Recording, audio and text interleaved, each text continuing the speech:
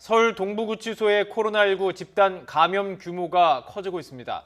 3차 전수검사를 진행했는데 수용자 200여 명이 추가로 양성 판정을 받았습니다. 확진자가 700명을 넘어서면서 법무부는 감염 확산을 막는 동시에 원인을 파악하는 데 주력하고 있습니다. 강희경 기자가 보도합니다. 지난달 27일 첫 확진자가 나온 뒤 서울 동부구치소의 코로나19 감염자가 연일 급증하고 있습니다. 수용자에 대해 3차 전수검사를 진행한 결과 233명이 추가로 양성 판정을 받은 겁니다. 이에 따라 서울 동부구치소 확진자는 모두 748명으로 늘었습니다. 수용자만 721명이 감염됐고 직원은 21명, 출소자는 6명이 포함됐습니다. 법무부는 무증상 경증 수용자는 동일 집단 격리한 뒤 전담 의료진이 집중 관리하고 중등증 이상은 방역당국의 협조를 받아 즉시 전담병원에 입원하도록 조치하기로 했습니다. 이미 확진된 수용자 가운데 무증상 경증 수용자 345명은 생활치료센터로 기능을 전환한 경북 북부 제2교도소로 옮겨졌습니다.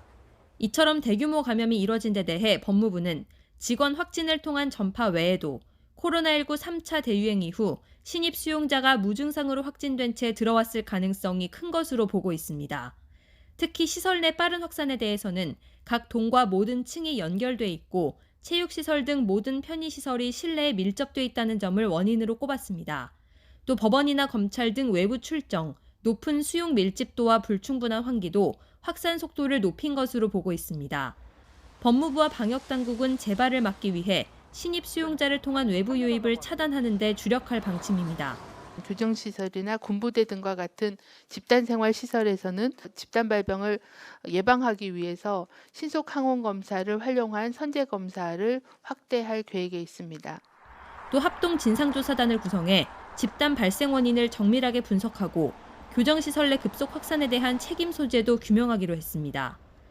이와 관련해 법무부는 첫 수용자 확진 당시 전수검사 필요성을 제기했지만 서울시와 송파구 측에서 큰 의미가 없다며 향후 추이를 보고 결정하는 것이 좋겠다는 의견을 냈다고 해명하기도 했습니다. YTN 강희경입니다.